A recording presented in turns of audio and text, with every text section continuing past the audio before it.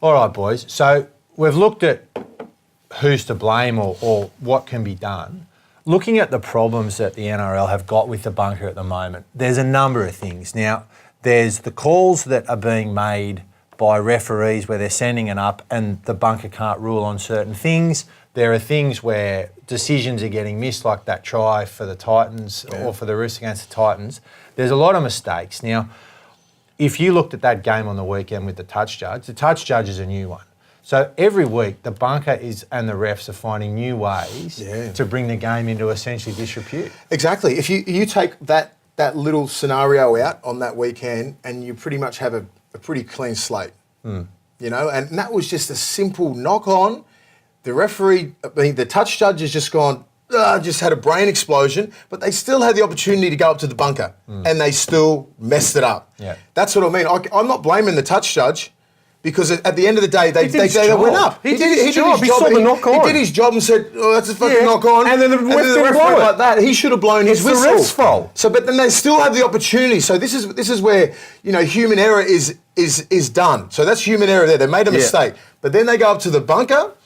And that's when technology and everything else comes into it, and you still get it wrong. Yeah. What is the point? How do you think, I mean, if you look at this year, how do you think this year has compared with other years? I mean, the bunker has been going on now, or the referees have been going on now, almost the whole season. I mean, I played NRL from 2000 to 2016. I've never seen the referees mess up like this. It's probably been the worst year ever. Refereeing-wise, I mean, there's a lot of bullshit that's happening off the field, but it's just it's hard to put a finger on. Just being an ex-player and only being out of the game for 2 years, I've never seen the referees stuff up so bad. It's pretty embarrassing to them, and I know there's going to be a lot of training and all the other stuff in the preseason that they've got to head to and get better and better and better. But as a fan now, I'm looking and going, you're fucking our product up.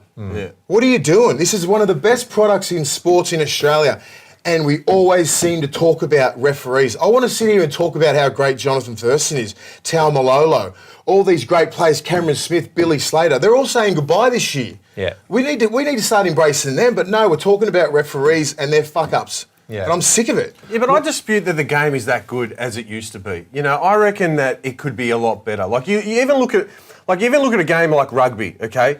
There's a lot of variables, and there's an air of unpredictability about rugby because there's no tackle count, right? Yeah. But with rugby league, within certain parts of the field, you can pretty much say 95% of the time you know what's going to happen. Yeah. Okay, last tackle, 20-metre zone, he's going to bomb it to the corner. It's a 50-50 play. Yeah. And you know what 50-50 plays are?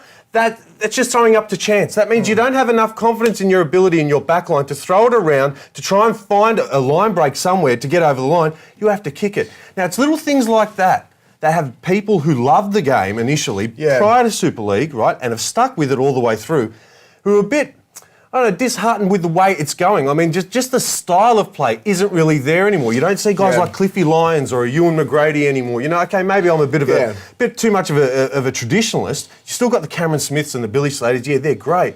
But I just think there aren't too many individual plays anymore. No, I just think in the last probably 8 years, I reckon you're exactly right. Just probably the last 5 years, the game has become more structured than ever. Yeah. And the fans are really getting sick of it. Yeah. And they come up to me and they go, well, you know, even like, you know, Sonny Bill, you couldn't really coach Sonny Bill. You can't coach Jonathan Thurston. All these freakish players that we've had blessed in the last 20 years, like the Andrew Johns, Gordon Tallis. You've got to go back to, just say, 2000, who I played with, Darren Lockyer, all these great players. They've come and they've gone. Yeah. But there was an era there where you just played football. That's right. You play what's in front of you. You just play what's in front of you. And the teams that are coming in the top four are the teams that just play football. Yeah. You know, Melbourne keep evolving with the game. They go to a structured sort of path when they have to, but then they got that bigger Sofa Solomona who can just run off blokes, run through blokes, offload, and you go bang, bang, Billy Slater. They're not hitting the edges like everyone else. Yeah. And as you say, the predictability is when you get down there, in the 20 metres, it's a crossfield kick. It's a 50-50. Yeah. And they're up to the jumpers and all that kind of stuff. And I could tell you from when they kick the ball down, I could tell you exactly what's going to happen. Yeah. Well, that's exactly what's going to happen. And that's the problem now. And when I see the game and I'm like, I see it evolve as athletes. Now we're turning athletes into rugby league players instead of getting rugby league players and turning them into athletes. I think and it's happening in every sport. In terms of the product, you talk about the product and whether it's better or it's worse or whatever. What rugby league has always had Fights and is shoulder charges. Well, it's had They that. don't even have them They anymore. fucked that up. It's had simplicity, right? So you know what you're going to get. It was simple, it was fast. What they always talked about, the advantage of rugby union, the ball was in play the whole time, and they used to joke about rugby union being 50 minutes of an 80-minute game. Yeah. Now what you've got with the NRL and the bunker is you've got a situation where something will happen, and then you go and you have 2 or 3 minutes off, and they're losing that explosiveness. The flow. You're losing the flow Not of only the game. for the fans, for the players, for the referee, everyone. for everybody. Well, have a look at last week when they had the Tigers versus St George. There was 5 penalties blown in the game. Yeah. The forwards were absolutely off their feet with about 10 minutes to go, and everyone just applauded the refs. That's what the refs want. You want that sort of. That's right. You want that after you get that acknowledgement going. You know what? Great work, ref. Great work, players. Yeah. You know, you put a good spectacle on because that's what we expect. No one wants to see the referee. No one wants to see the refs, and the refs. The best the games are when you don't even notice the refs. That's right. And I know, and I can go with you like with. In the last sort of 20 years, in the last 5 or 10 years, the game has become structured, but I think we're slowly drifting out of it. And when you see South Sydney playing Cody Walker and all these great players that are seeing, they're playing eyes up football. Yeah. They don't give a shit about the structure of the game. The thing is as well, I mean, the greatest players like the Cameron Smiths and the Billy Slaters and these guys and the Cronks, the guys who actually brought structured football, right, to pretty much the mainstream, they're going. And the thing is, with footy, you tailor to your best players' strengths, right? And you tailor to the success of teams. That's right. So everyone goes, what's the blueprint to win the game? Melbourne, you have your Ryan Hoffmans, you have your Proctors, and all these sort of blokes that sit on an edge. You have your Cooper Cronks, Billy Slater, your 9. Your spine has to be so strong. Then everybody started trying to get a good 9-7-6-1. Yeah. And it just doesn't happen now. So I reckon with them players gone, it's and they're change. going away, the Kalen Pongers and that coming through, and I think that the game is going to change back into. Obviously, you can't bring the shoulder charge and you can't bring the fight back.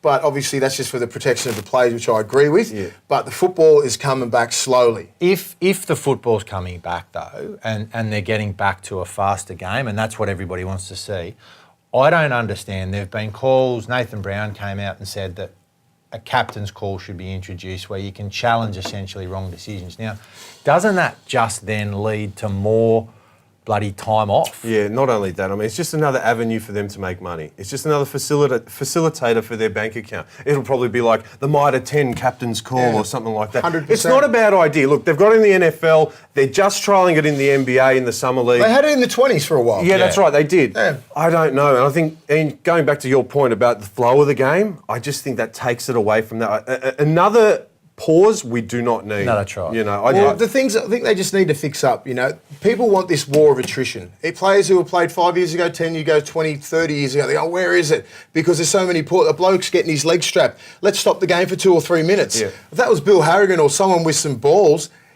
get off the sideline. Yeah. Play with 12 men if you can't do it. Yeah. That's it. Don't sit there and strap your nose and all the boys. I couldn't give a shit. If I was in a scrum and one of my teammates was getting his nose strapped, take your time. Yeah. But the other team, you've got to play a little bit smart. But the ref needs to go, all right, these boys are fit as fuck now. Yeah. Pre-season's so hard. You do not get tired. You need a minute and a half maximum rest, and then you're back to normal. Yeah. So you give these kids 2 to 3 minutes, then you see the interchanges that were warming up just before to come on, they sit back down for another 10 minutes. Yeah. So that's because the refs aren't policing the game properly and letting these guys getting strapped their knee. The guy got his knee strapped for 3 or 4 minutes. I'm like, just get him off. Yeah. The commentators are losing their mind. Braden Nasta, Fatty, all these blokes. There's no direction. Get him off. There's no if they could direction. actually scream, they'd be going, get him fucking off. For mine, you basically need to... You talk about human error. We've talked about human error and how human error is considered to be the problem. You're not human. What you've got now is you've got a situation where increasingly there's more people making decisions. There's going to be more human error. Yeah, that's right. Get rid of the bunker. Yeah. Get rid of the second referee. Go back to what it was. Get rid of the 6 people talking in the head ref's realistically, though, there's how realistic is that? It's not realistic at all. It's not going to happen. I think something drastic's going to happen game. in this pre-season with refs. You cannot have a referee like this. This has been the worst refereed season I've ever been involved in. Is this the worst NRL season you've seen on record? I'm talking about in terms of entertaining football and the product as a whole. Well, the product that we're giving out, I wanted to see Jonathan Thurston win the grand final, go out a hero. I've seen Cameron Smith drop out of Origin. I've seen Billy Slater get injured. I've seen some of my superstar players, favourite players, that haven't played their best. I've seen the referees fuck up so many games. I've seen my favourite team, the Dogs, down the bottom 4 with Manly, with Parramatta, with North Queensland. Like, it's pretty much one of the worst seasons I've seen. From pretty much when I started in 2000. That's pretty much the worst season. I was just like, players are out of form. The only good thing is New South Wales did win the comp. Yeah. We won the Origin. It's just been all over the shop, and it's just been disappointing. Inconsistent football. Players aren't playing that inconsistent. Well, the only time anyone's really talking about the game is when they're shitting on it. Really, I mean, that's all we do. Yeah. We wait for it just so we can bag the game.